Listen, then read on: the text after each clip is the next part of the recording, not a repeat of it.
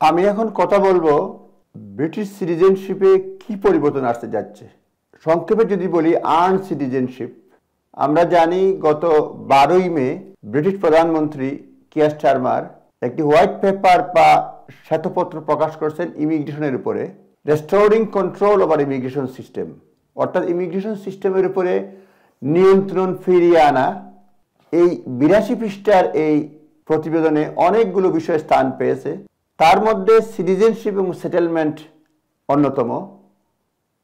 Citizenship এবং সেটেলমেন্টের ক্ষেত্রে যেটা আসছে যে আর্ন সেটেলমেন্ট এবং আর্ন সিটিজেনশিপ, এটা হচ্ছে বাংলায় যদি দাঁড়ায় সেটা হচ্ছে গিয়ে অর্জিত সেটেলমেন্ট এবং কিংবা অর্জিত নাগরিকত্ব। সিটিজেনশিপ মানে ব্রিটিশ সিটিজেনশিপ।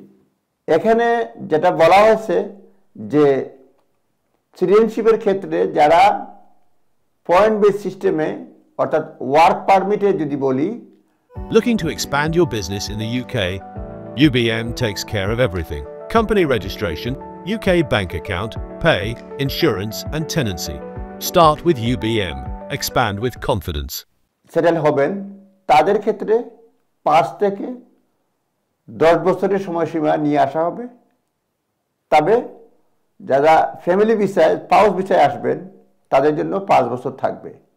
কারা অন্তর্ভুক্ত হবেন কিংবা না হবেন সে ব্যাপারে যাচ্ছি না, শুধুমাত্র সরকারের কি পরিকল্পনা রয়েছে এই সিটিজেনশিপের ব্যাপারে বা সেটেলমেন্টের ব্যাপারে সে ব্যাপারে একটু আলোকপাত করব। মোট কথা, সরকার সিটিজেনশিপের ব্যাপারে তারা পয়েন্ট বেস সিস্টেমের মতো সিস্টেম করে ফেলবে এবং এটার ব্যাপারে শিগগিরই নয়, বছরের শেষ দিকে এ ব্যাপারে বিস্তারিত জানাবে।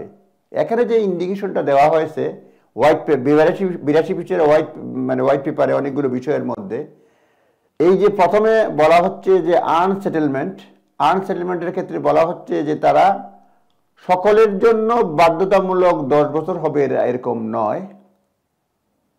যারা ব্রিটিশ সোসাইটিতে এবং ইকোনমিতে কন্ট্রিবিউট করবে তাদেরকে 10 বছর অপেক্ষা করতে হবে না ব্রিটিশ সিটিজেনশিপের জন্য বা সেটেলমেন্টের জন্য 10 বছর অপেক্ষা করতে হবে না। সিটিজেনশিপের ক্ষেত্রে বলা হয়েছে যেটা পয়েন্ট বেস সিস্টেমের মতো তারা করার পরিকল্পনা রয়েছে।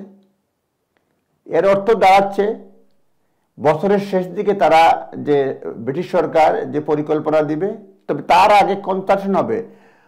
হোম সেক্রেটারি ইভেট কুপার পার্লামেন্টে প্রশ্ন উত্তরে বলেছেন এই সিটিজেনশিপ এবং সেটেলমেন্টের ব্যাপারে কনসালটেশন হবে, কনসালটেশনের পরে তারপরে সিদ্ধান্ত নেওয়া হবে। তো পয়েন্ট বেস সিস্টেমের মতো করলে যেটা হবে আমরা ধারণা করি, হয়তো একটা মার্কিং থাকবে, একটা সিলেবাস থাকবে যে সোসাইটিতে কীভাবে কন্ট্রিবিউট করে, ইকোনমিতে কীভাবে কন্ট্রিবিউট করে, কিংবা কত বছর কাজ করেছে, কী ধরনের জব করেছে, এই ধরনের থাকার সম্ভাবনা রয়েছে। এখনও কোনো কিছুই করে নাই, শুধুমাত্র বলেছে পয়েন্ট বেস সিস্টেমের মতো তারা করবে।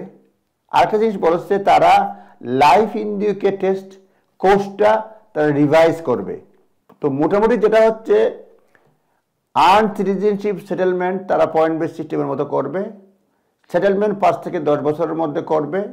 5 থেকে 10 বছর করলেও সকলের জন্য কম্পালসারি থাকবে না। সেই ক্ষেত্রে তাদের পয়েন্ট ভিত্তিক যেহেতু করে ফেলবে, মোস্ট পসিবলি বিভিন্ন পরীক্ষার টেস্ট দিবে কিংবা স্কিল অনুযায়ী, ব্রিটিশ সোসাইটির কন্ট্রিবিউশন অনুযায়ী কিংবা জব অনুযায়ী কিংবা কোনো ধরনের ডিগ্রি অনুযায়ী তারা মার্কিং করবে, সেই হিসাবে তারা সিটিজেনশিপ দিবে। সুতরাং আর এই যে টেস্টটা চেঞ্জ করবে। ফ্যামিলি ভিসার জন্য কোনো ধরনের পরিবর্তন নাই, বিশেষ করে সেটেলমেন্টের ক্ষেত্রে। সুতরাং সিটিজেনশিপ সেটেলমেন্ট অর্জন করতে হবে এবং এটার সময়সীমা নির্ভর করবে ব্যক্তি বিশেষের অর্জনের উপর। তারা বলেই দিয়েছে, হোম অফিসের এই ইয়েতেই বলে দেওয়া হয়েছে যে অর্জিত সেটেলমেন্ট বা আনসেটেলমেন্ট সকলের জন্য, ওয়ার্ক পারমিট যারা রয়েছে তাদের সকলের জন্য প্রযোজ্য হবে না। কারণ কেউ যদি বিশেষ যোগ্যতা অর্জন করে, পয়েন্ট হয়তো অর্জন করে, যেহেতু পয়েন্ট বেস সিস্টেমের মতো করবে, তাকে কাউকে হয়তো 6 বছরে দিবে, কাউকে 7 বছরে, কাউকে 8 বছরে, কাউকে 10 বছরে, অথবা কিংবা থ্রেশহোল্ড করে ফেলবে যে আইদার 5 ইয়ার্স অথবা 7.5 ইয়ার্স কিংবা 10 ইয়ার্স, এইভাবে হয়তো করবে, যেহেতু তারা বলছে আর্নড সিটিজেনশিপ, আর রিভিউ করবে এই যে লাইফ ইন ইউকে টেস্ট, এর আর পদ্ধতির মধ্যে রয়েছে তারা কনসালটেশন করবে। সুতরাং আমাদেরকে অপেক্ষা করতে হবে আর্নড সিটিজেনশিপের জন্য। আর কারা থাকবে না থাকবে সেই ব্যাপারে কথা বলছি না, সেটা সরকার যখন পরবর্তীতে ঘোষণা দেবে তখনই জানা যাবে। সুতরাং সিটিজেনশিপের জন্য যারা ডিউ হয়েছে দয়া করে তাড়াতাড়ি করে ফেলেন। যদি পরীক্ষা দেওয়া থাকে ফিস দিয়ে অ্যাপ্লাই করে ফেলেন, তাহলে আপনার নতুন নিয়মে পড়বেন না। যখন যার যেটা ডিউ তাড়াতাড়ি করেন, এবং এটা করাই ভালো। আপনাদের সকলের মঙ্গল কামনা করছি। ধন্যবাদ।